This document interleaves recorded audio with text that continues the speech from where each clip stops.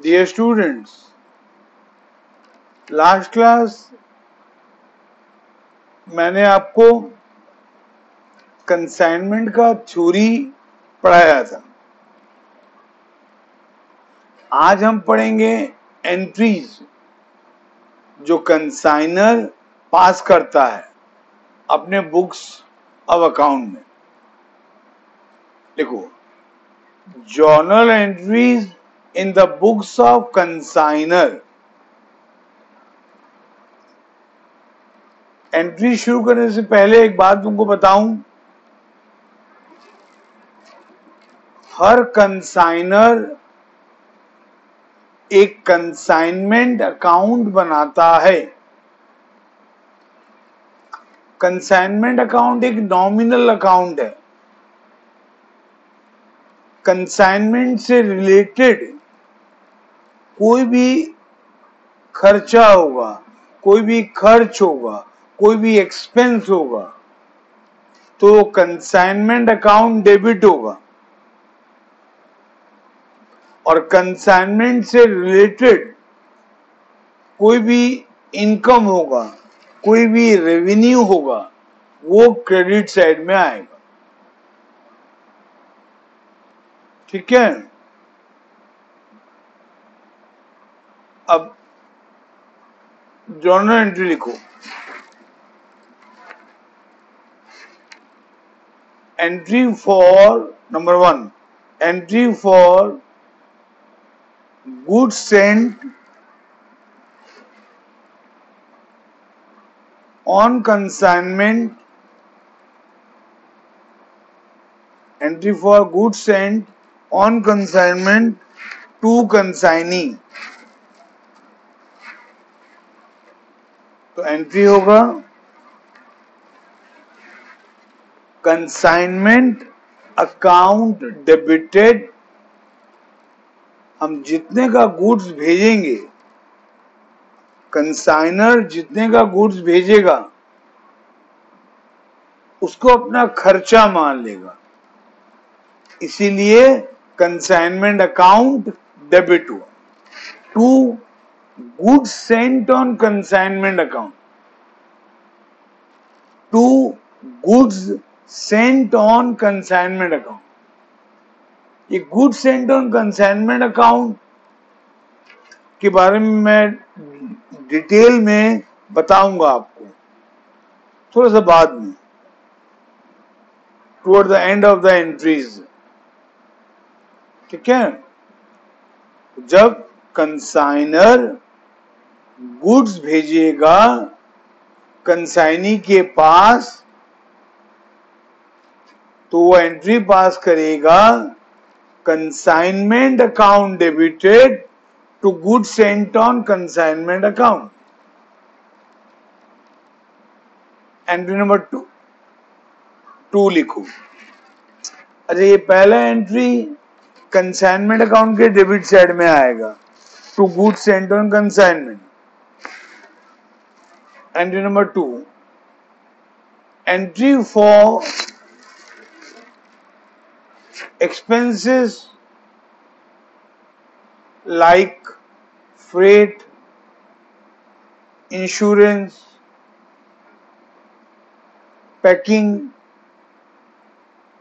etc. incurred by consignor।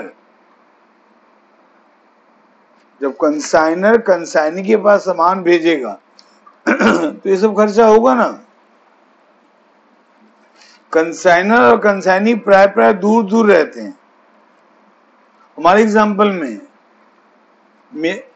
मैं consignor था और मैं दिल्ली में रह रहा हूं और मेरा कंसाइनी रह रहा है कोलकाता में। तो मैं जब दिल्ली से कोलकाता सामान भेजूंगा तो ट्रेन में भेजूंगा या ट्रक में भेजूंगा तो मेरे को फ्रेट, किराया देना पड़ेगा। और गुड्स थोड़ा कॉस्टली है तो मैं इंश्योरेंस करवा के भेजूंगा तो इंश्योरेंस प्रीमियम मेरे को देना पड़ेगा। इतना दूर गुड भेज रहा हूं तो अच्छे से पैक करके भेजूंगा तो पैकिंग में भी खर्चा आएगा। तो जब कंसाइनर गुड भेजता है तो एक्सपेंसेस होता है, वो एक्सपेंसेस दिया रहेगा, और कंसाइनर का जितना भी एक्सपेंस दिया है सबको ऐड करके एक एंट्री पास करेंगे। क्या लिखो? Consignment account debited to cash और बैंक अकाउंट, टू कैश और बैंक अकाउंट।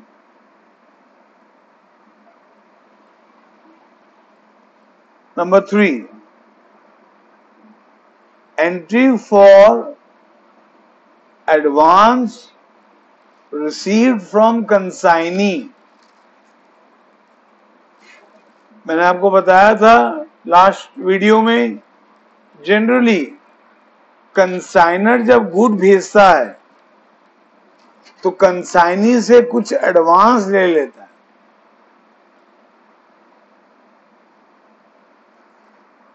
तो इसका एंट्री होगा bank slash cash slash bills receivable account debited to consignee's account, to consignee's account.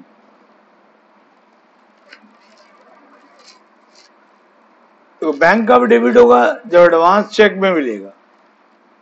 Cash कब डेबिट होगा? जब एडवांस कैश में मिलेगा।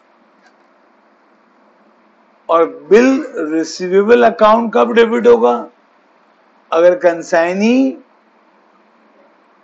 कंसाइनर के का बिल एक्सेप्ट किया है ना।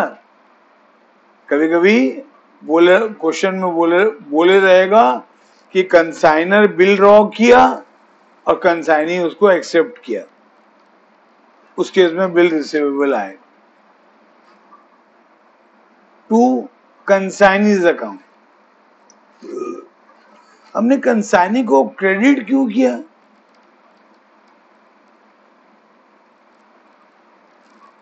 अगर कंसाइनर ने कंसाइनी को क्रेडिट किया, मतलब कंसाइनी को अपना क्रेडिटर माना,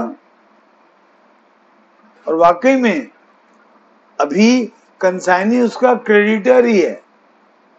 बिकॉज कल अगर कंसाइनी बोलता है भाई ये सामान मैं नहीं बेच पाऊंगा, ये सामान अच्छा नहीं है या कुछ भी है, मैं बेच नहीं पाऊंगा, तो कंसाइनी सामान वापस कर देगा और कंसाइनर को सारा एडवांस वापस करना पड़ेगा। इसीलिए जब हमको एडवांस मिला, जब कंसाइनर को एडवांस मिला तो वो कंसाइनी को क्रेडिट किया, अपना क्रेडिटर मानते हुए। 4th number, entry for sale proceed.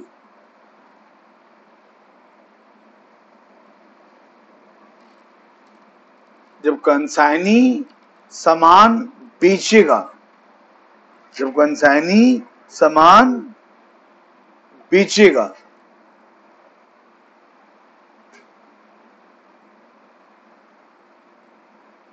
तब कंसाइनर क्या एंट्री करेगा? लिखो, consignee's account debited, consignee's account debited to consignment account. यहां कंसाइनी का अकाउंट डेबिट क्यों हुआ? कंसाइनी सामान बेचा, जो पैसा उसको मिला वो पैसा तो एक्चुअली में कंसाइनर का है, वो पैसा तो कंसाइनी कंसाइनर को देगा फ्यूचर में, तो उस पैसे के लिए कंसाइनी कंसाइनर का डेटर है, क्योंकि वो पैसा कंसाइनर को कंसाइनी से मिलेगा। और क्रेडिट क्या हुआ? Consignment account. तो सेल तो एक तरह का रेवेन्यू है। मैंने अभी आपको कहा कंसाइनमेंट अकाउंट नॉमिनल अकाउंट है। कोई भी खर्चा होगा तो डेबिट होगा, रेवेन्यू होगा तो क्रेडिट होगा, इसलिए कंसाइनमेंट अकाउंट क्रेडिट हुआ। फिर लिखो entry for expenses incurred by consignee. अच्छा उससे पहले ये जो एंट्री लिखा है ना सेल का, वो एंट्री के नीचे लिखो for both cash and credit sale. For both cash and credit sale. Consignee चाहे सामान कैश में बेचे चाहे क्रेडिट में, दोनों के लिए यही एंट्री होगा। ठीक है, अब लिखो entry for expenses incurred by consignee. Consignee भी खर्चा किया होगा, क्योंकि जब कंसाइनी के पास सामान पहुंचेगा उसको वो अनलोड करेगा, अनलोडिंग चार्जेस पे करेगा, फिर अपने गोडाउन या शॉप तक लेके जाएगा तो कैरेज पे करेगा, फिर गोडाउन में या शॉप में रखेगा, उसका रेंट, वो भी खर्चा। हो सकता है कि वो गोडाउन का भी इंश्योरेंस करवाए तो वो भी खर्चा। तो कंसाइनी जितना भी खर्चा किया सबके लिए एक एंट्री पास करेंगे। जितना भी खर्चा किया सबको ऐड कर देंगे और एक एंट्री पास करेंगे। क्या? Consignment account debited to consignee's account. Consignment account debited to consignee's account. अच्छा तुमको एक बात बता दूं, ये सारा एंट्री में लिखा रहा हूं तुम्हारा सीए का मॉड्यूल से, मॉड्यूल 1 पेज 6.46।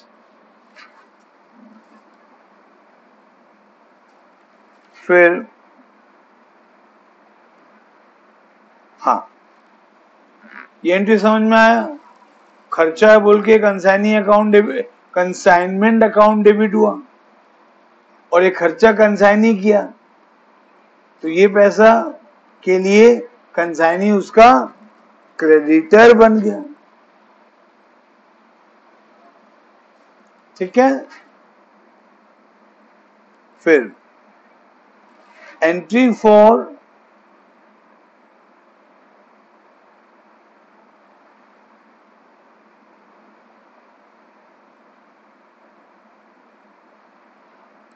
कैश और चेक और बैंक ड्राफ्ट और बिल ऑफ एक्सचेंज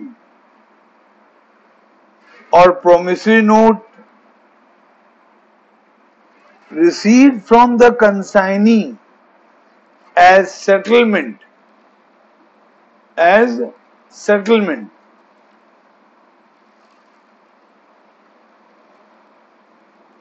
सेल वेल करने के बाद जब सेटलमेंट होगा तो कंसाइनी पैसा देगा कंसाइनर को। कितना पैसा देगा वो निकालने के लिए क्या करोगे,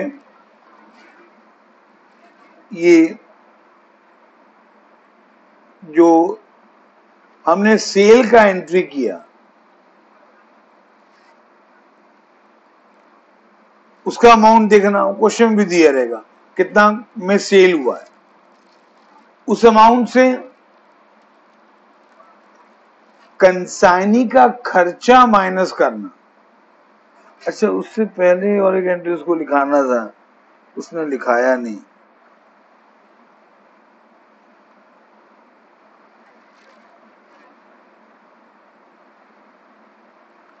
नहीं, ये एंट्री अभी नहीं करेंगे। ये जो एंट्री में लिखा है ना, एंट्री फॉर कैश और चेक और बैंक ड्राफ्ट और बिल्स ऑफ एक्सचेंज, ये काट दो, ये एंट्री भी नहीं होना चाहिए, कुछ एंट्री के बाद होगा, ठीक है ना।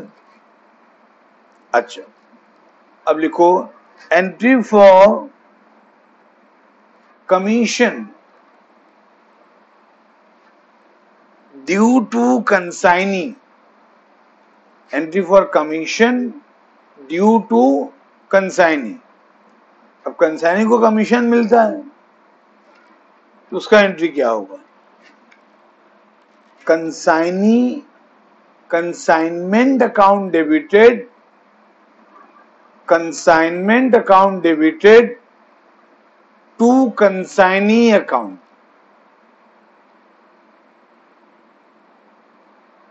ये एंट्री का लॉजिक क्या है? कंसाइनमेंट अकाउंट क्यों डेबिट हुआ?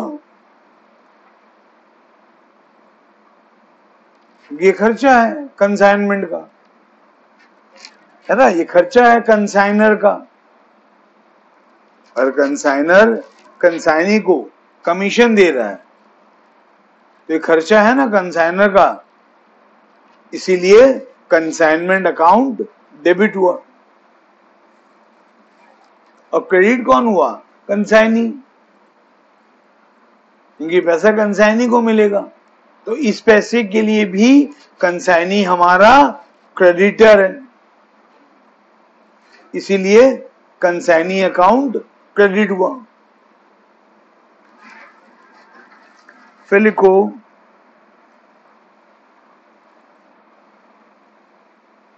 Entry for bad debt, entry for bad date.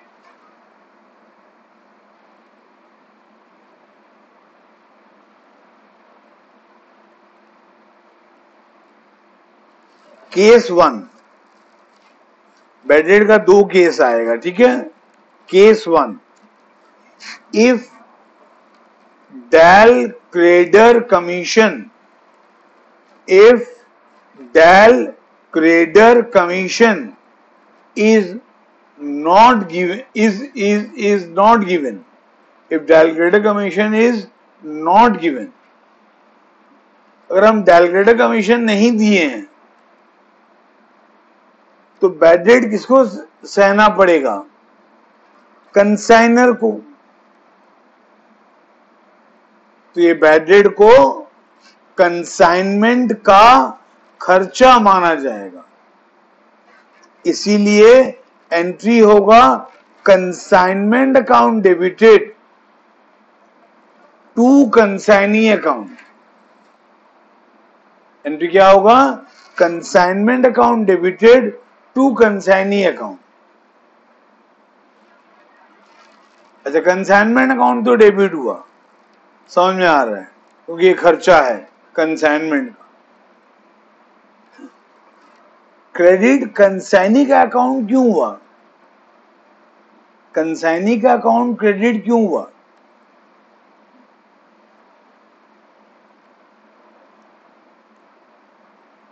सुनो, जब हम सेल का एंट्री पास किए थे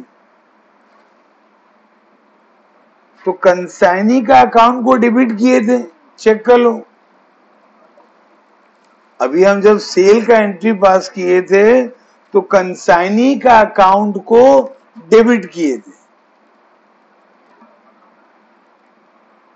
मान लो वो सेल किया है 2 लाख रुपए का, तो कंसाइनी का अकाउंट डेबिट होगा 2 लाख से। मान लो इसका मतलब कंसाइनी 2 लाख रुपए देगा कंसाइनर को सेल के अगेंस्ट में। मान लो उसमें से 10,000 बैड हो गया, 10,000 बैड हो गया,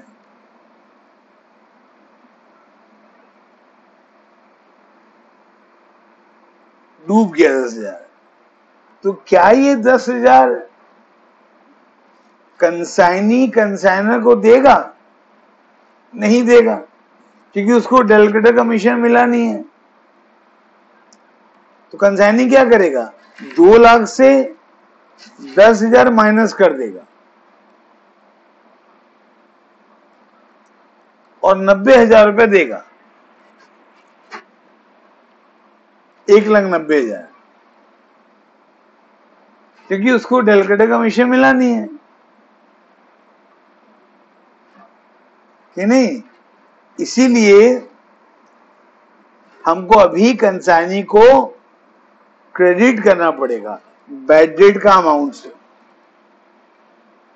सेल के समय कंसाइनी को डेबिट किए थे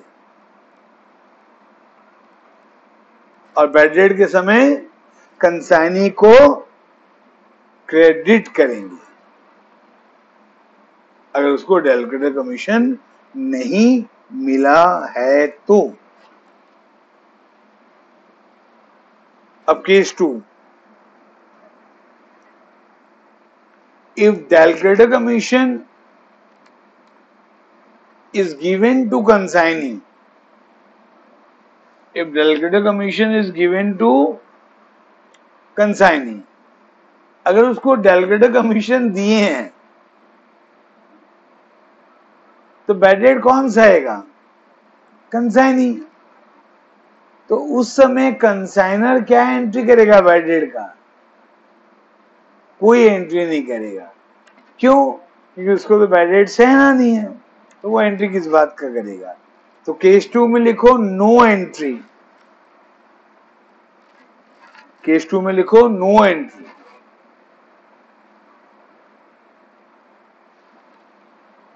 ठीक है, तो लिखो entry for goods taken over by the consignee, entry for goods taken over by the consignee। ऐसा हो सकता है कि कंसाइनी कुछ सामान अपने पर्सनल यूज के लिए रख ले, है ना।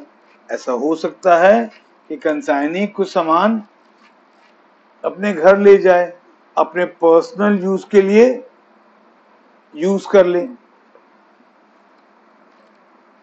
तो उसमें एंट्री होगा कंसाइनी अकाउंट डेबिटेड।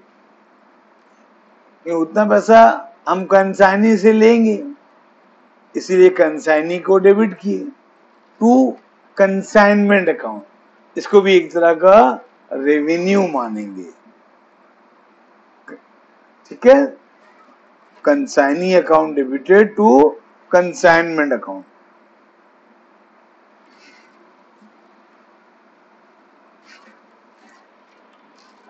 फिर देखो entry for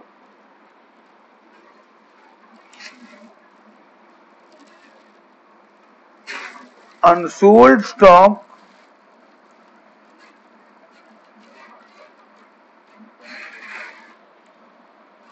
remaining with the consignee।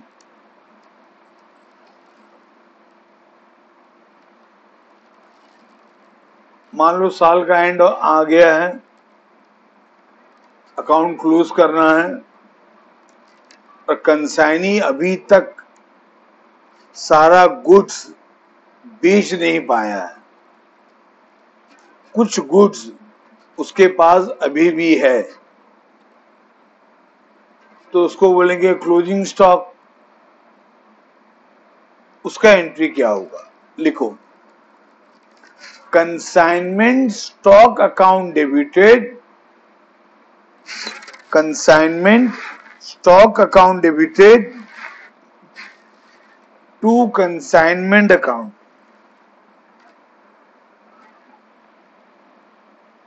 आपको याद होगा फाइनल अकाउंट जो आप बनाए थे क्लास 11th में, क्लोजिंग स्टॉक ट्रेडिंग अकाउंट के क्रेडिट साइड में आता था, क्लोजिंग स्टॉक ट्रेडिंग अकाउंट के क्रेडिट साइड में आता था। अभी कंसाइनमेंट के बिजनेस में क्लोजिंग स्टॉक कंसाइनमेंट अकाउंट के क्रेडिट साइड में आएगा। ठीक है, फिर लिखो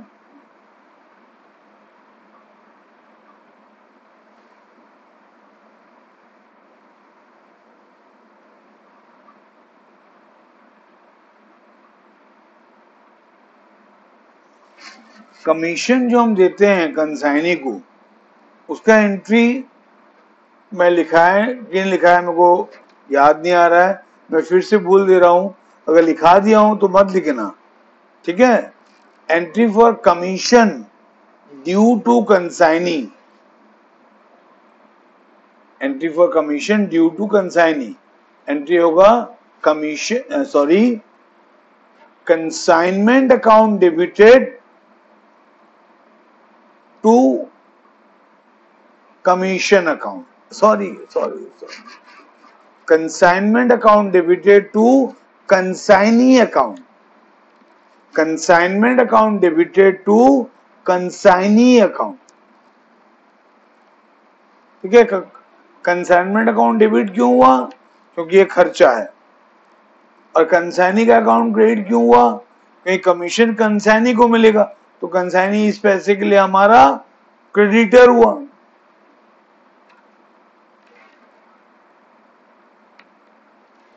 फिर लिखो entry for profit on consignment, entry for profit on consignment. ये प्रॉफिट का एंट्री लिखा दे रहा हूं, बट ये प्रॉफिट आपको कैलकुलेट करना पड़ेगा, उसके लिए कंसाइनमेंट अकाउंट बनाना पड़ेगा। नेक्स्ट वीडियो में हम लोग मिनिमम एक नंबर सॉल्व करेंगे, तब तुमको बताऊंगा कि प्रॉफिट कैसे निकलेगा। ठीक है, अभी खाली उसका एंट्री लिख लो। एंट्री होगा consignment account debited, consignment account debited to profit and loss account, consignment account debited to profit and loss account.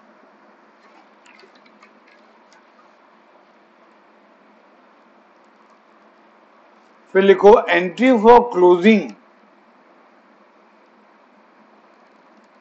goods sent on consignment account, entry for closing goods sent on consignment account।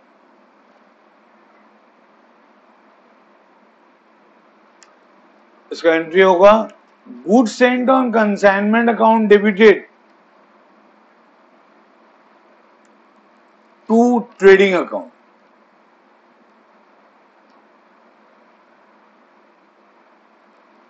देखो बच्चे लोगों, अब तुमको मैं good Saint on consignment account के बारे में कुछ बता रहा हूं। देखो बच्चे लोगों, पहला एंट्री मैंने जो आपको लिखाया उसमें good Saint on consignment account credit हुआ है, और इस एंट्री में अभी जो लिखाया उसमें good Saint on consignment account debit हुआ।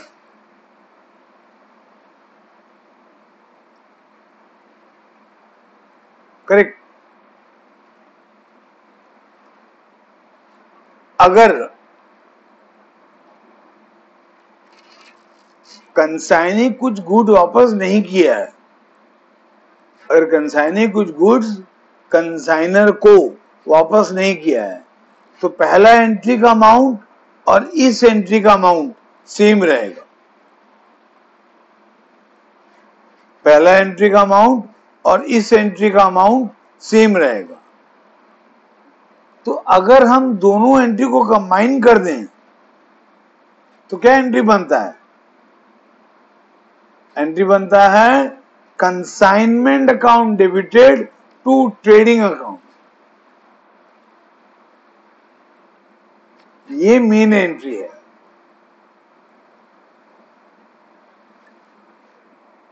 करेक्ट।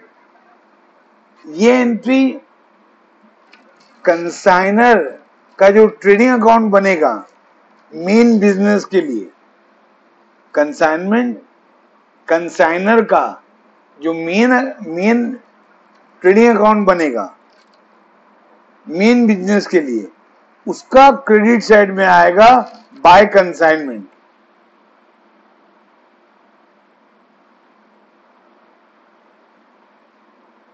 इसको समझाने के लिए मैं तुमको एक छोटा सा बात बताता हूं। जनरली जिस आदमी का अच्छा वेल एस्टेब्लिश बिजनेस है, कंसाइनमेंट बिजनेस वही करता है। जैसे मैंने आपको एग्जाम्पल में बताया था कि मेरा एक दुकान है कपड़े का दिल्ली में, अच्छा खासा चल रहा है। फिर मेरे को लगा कि मुझको अभी अपना सामान कलकत्ता में भी बेचना है। फिर वहां मैं एक एजेंट अपॉइंट किया, उसको बोला मैं तेरे पास कपड़ा भेजूंगा, तू बेचना, मैं तेरे को कमीशन दूंगा, वगैरह वगैरह, है ना। तो मैं कौन सा कपड़ा भेजूंगा कोलकाता, जो कपड़ा मैं दिल्ली वाला बिजनेस के लिए खरीदा हूं। मालूम मैं ट्रेडर हूं, कपड़ा खरीद के बेचता हूं, तो जो कपड़ा मैं दिल्ली वाला बिजनेस के लिए खरीदा रहूंगा उसी में से तो कपड़ा भेजूंगा कोलकाता। लेकिन मैं तो उसी बिजनेस को कंटिन्यू कर रहा हूं ना, मैं थोड़ी स्पेशल कोलकाता के लिए कपड़ा खरीदूंगा, क्योंकि मैं दिल्ली में ऑलरेडी एक सेटअप बिजनेस है, बढ़िया चल रहा है, मैं उसके लिए एक जगह से परचेज कर रहा हूं। अब मैं साइड बिजनेस शुरू किया कोलकाता में, कंसाइनमेंट बिजनेस, तो मैं थोड़ी उसके लिए स्पेशल परचेज करूंगा। जो कपड़ा मैं दिल्ली के लिए खरीदा रहूंगा वही कपड़ा मैं कलकत्ता भेज दूंगा। तो जब दिल्ली के लिए खरीदा रहूंगा तब परचेज अकाउंट को डेबिट किया रहूंगा, तब परचेज अकाउंट को डेबिट किया रहूंगा। अच्छा, और एक बात बताऊं, ये मैं लिखा है ना टू ट्रेडिंग अकाउंट लास्ट में भी, लास्ट एंट्री में, उसके बदले में अगर मैं लिखूंगा टू परचेज अकाउंट तो भी चलेगा। टू ट्रेडिंग अकाउंट के बदले में टू परचेज अकाउंट लिखूंगा तो भी चलेगा। अच्छा, अब सुनो, मैं दिल्ली का बिजनेस के लिए 10 लाख का कपड़ा खरीदा, तो उसमें उस समय मैं परचेज अकाउंट को डेबिट किया रहूंगा। दिल्ली का बिजनेस का जो अकाउंट बना रहा हूं उसमें मैं परचेज अकाउंट को डेबिट किया रहूंगा। अब उसमें से कुछ कपड़ा मैं कलकत्ता भेज दिया, मान लो 1 लाख का कपड़ा मैं कलकत्ता भेज दिया, तो वो 1 लाख का कपड़ा दिल्ली का बिजनेस में यूज नहीं हुआ,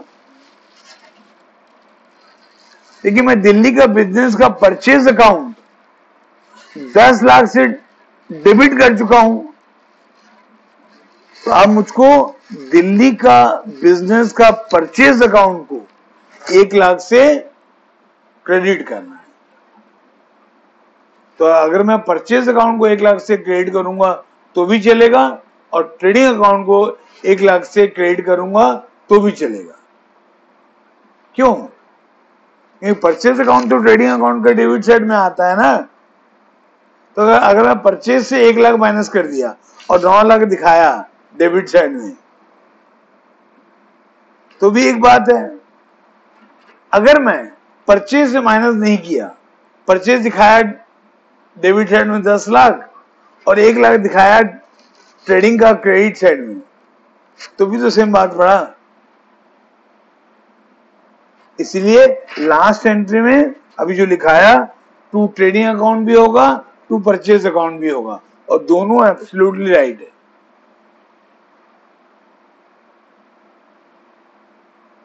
ठीक है। और goods sent to consignment account एक टेम्पररी अकाउंट है, जो गुड भेजते वक्त ओपन होता है और साल के एंड में क्लोज हो जाता है। पहला एंट्री में goods sent on consignment account credit हुआ और लास्ट एंट्री में अभी जो लिखाया उसमें goods sent on consignment account debit हुआ। तो goods sent on consignment account एक टेम्पररी अकाउंट है।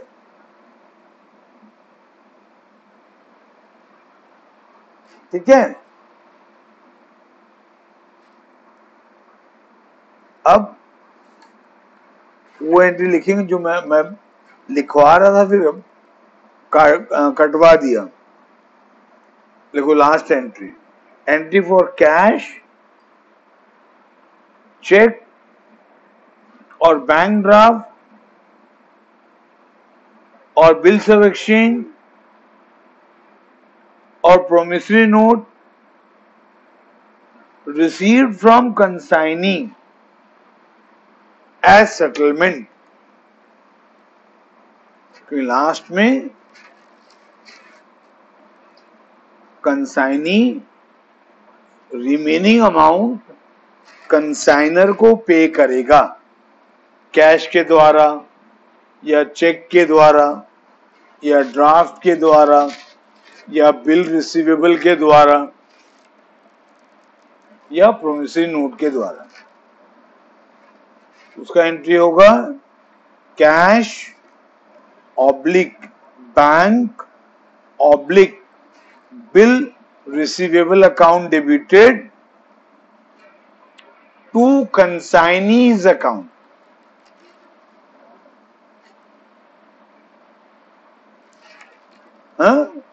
इस एंट्री का अमाउंट आपको निकालना पड़ेगा। कैसे निकालोगे? बहुत सिंपल है। सबसे पहले देखना कंसाइनी कितना का सेल किया है, फिर देखना कंसाइनी कितना का एडवांस दिया था। मान लो कंसाइनी सेल किया था 1 लाख का, एडवांस दिया था मान लो 50,000, तो 1 लाख से 50,000 माइनस कर देना, बचा 50,000। फिर देखना कंसाइनी का खर्चा कितना है हुआ है। मान लो कंसाइनी का खर्चा हुआ 10,000 और 10,000 काट लेना 50,000 से, बचा 40,000। फिर देखना कंसाइनी का कमीशन कितना है। मान लो उसका कमीशन है 5,000 और 5,000 माइनस कर देना 40,000 से, कितना बचा 35,000। फिर देखना बैडेड हुआ है क्या, और अगर बैडेड हुआ है और उसको अगर डेलीगेटेड कमीशन नहीं मिला है तो जितना बैडेड हुआ है वो भी माइनस कर देना। मान लो बैडेड हुआ है 2,000 और उसको डेलीगेटेड कमीशन नहीं मिला है तो 35,000 से 2,000 और माइनस कर देना, बचा 33,000। तो 33,000 फाइनल सेटलमेंट के समय कंसाइनी कंसाइनर को देगा।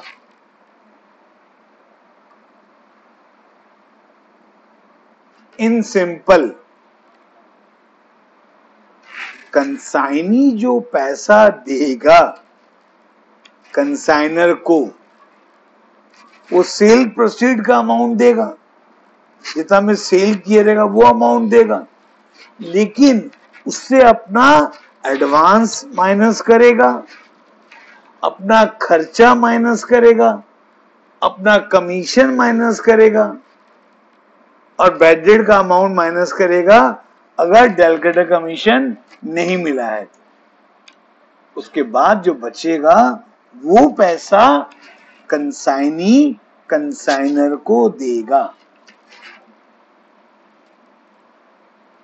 ठीक है। अगर अभी ना थोड़ा सा समझ में नहीं भी आ रहा होगा ना, बिल्कुल घबराना मत। कमिंग वीडियो में हम मिनिमम 1 नंबर सॉल्व करेंगे, उसमें सब क्लियर हो जाएगा। ठीक है, तो ये सब थ्योरी, लेकिन एंट्री अच्छे से पढ़ के आना। अगर एंट्री अच्छे से पढ़ के आप पढ़ोगे ना, तो नेक्स्ट वीडियो में जब प्रॉब्लम करवाऊंगा आपको मैं, तो आपको बहुत अच्छे से समझ में आएगा। ठीक है, okay, have a nice day.